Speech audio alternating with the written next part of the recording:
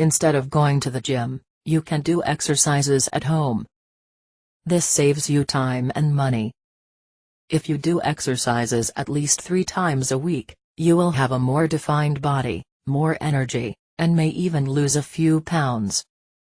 Even without appliances, you can do many exercises at home. You can do light exercises, or a more intense workout, watching TV for example. Listen to music is also a good way to bring up the motivation.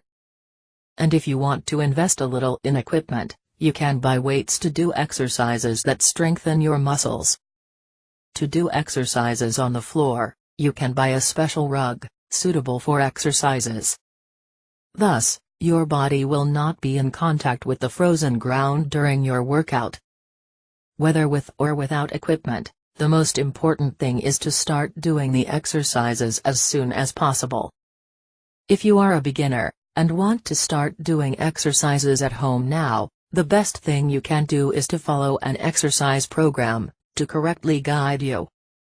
I recommend that you access the link in the description, just below this video, and start your exercises now. If you liked this video, click on like below, and subscribe to the channel. Start your home workout today, and you will see the results very soon. Good luck.